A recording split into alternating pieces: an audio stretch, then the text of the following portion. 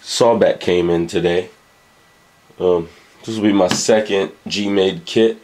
The first one I built was the R1. It was a great kit. I had a little difficulty with the shocks, and it came with Phillips hardware, which the Sawback also has.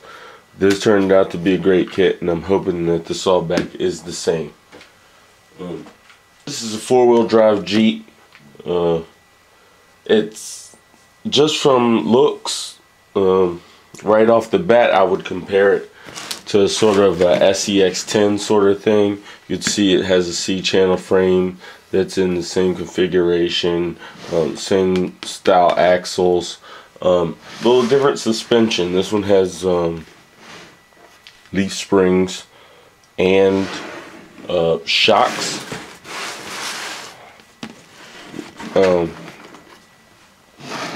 Not too much different from an SCX10. It's different from an SCX10, but just in terms of a comparison to an existing RC, I would compare it to SCX10. It seems to be a little more detailed on the inside comparing to an SCX10. Actually about the same now that I look about it. So this might be a G-made shot at some of Axial's market. I could be completely wrong, but that's just a first observation. So yeah, I'm gonna open it up right now. You grab a knife. It's just secured by two small pieces of tape on the bottom.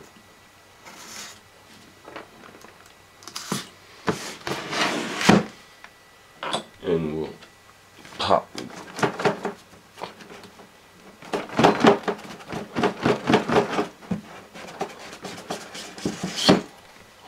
There it is.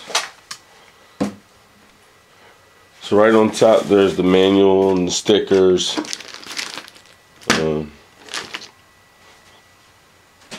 Just move those out of the way for now. Second bag has my dashboard, the seats,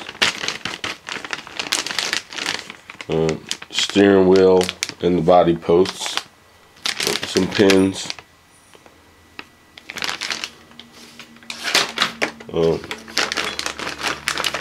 next we have the C-frames, this bottom skid plate. As with the last, with the R1, I had zip ties. They offer zip ties as the way to keep the battery down. I replaced those with Velcro strap, a double-sided Velcro strap on the R1, and I'll probably do the same here. There's a battery mount. This looks like the receiver box. Receiver top, lots of Phillips hardware, which stinks. Those are my shock hoops or shock stands. I think that's about it for that bag. There's not much in this box. There's some shock bodies, a little shock hardware. Some sort of grease, white grease, maybe lithium grease.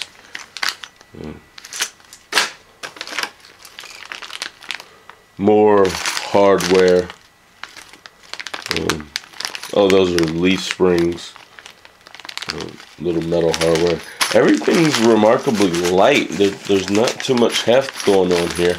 I might have to weight the wheels down a little more to give the kit some heft, but we'll see when we get it together. There's some bearings, gears. This is the gearbox, this is for my transmission. There's the mounting plate with the little, they call it a heat dissipation feature They just cut grooves into the plate. There's my beadlock rims with the decorative 5 screws, the same as it was on the R1. And just assorted parts trees. Those are my axles in there. More grease. G-made grease. Ball ends. Oh, I just remembered. On the R1, those were the worst ball ends I've ever had to try to squeeze into a... Oh man. Those ball stink. Those rod ends stink. Oh my goodness. Those are terrible. Well, there's some tools in there. I won't be needing any of those. Very, very short axles. That's a little crazy. See how that turns out. The literature did make mention of shorter axles, but those are tiny, tiny axles. Let's see what happens. Body. Jeep body. It's pretty big. Smaller than the axial stuff. Got that distinctive Jeep look to it. And 4 tires.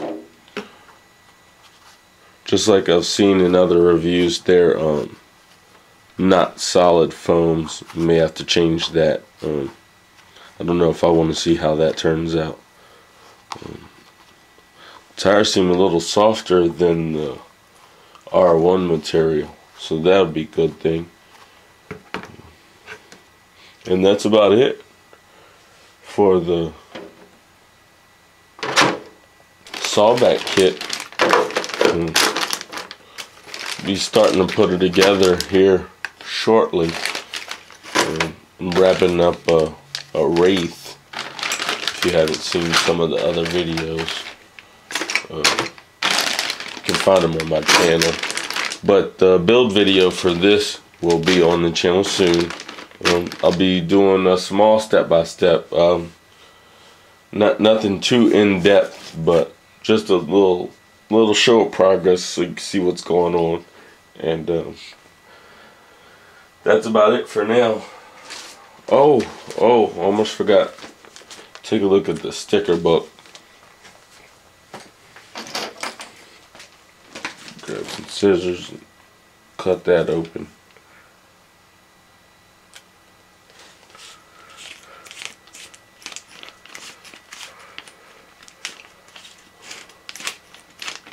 Scissors are malfunctioning on me, but I got it.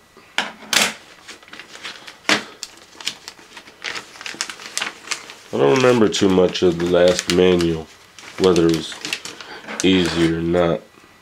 No, the screw replacement was pretty simple. I ordered a kit from RC Screws. I may end up doing the same thing depending on how much these screws frustrate me. Manual looks about the same. Yeah, this wasn't too difficult of a build. Went together rather nicely. It actually, as I was saying earlier, looks a lot like a SCX-10 build. So, here's the internal spring shocks. There's not much different going on in the manual. And there you have your stickers, your dashboard, grill, little seats for the back. And that's about it. The regular G-made stickers and all, which I probably won't put most of those on, just the interior and all. So that's the Sawback. Pretty anxious to get this one put together. Been doing a lot of axial stuff lately, so it's nice to see something somewhat different. I'm actually a little disappointed as to how similar, just from the look, just looking at the parts, it's very similar to a SCX-10 build. So I hope it differentiates itself a little bit during the build. The Phillips hardware should probably do that by itself, frustrating the hell out of me. So I'll be starting to put it together soon, and build vids will be on the channel.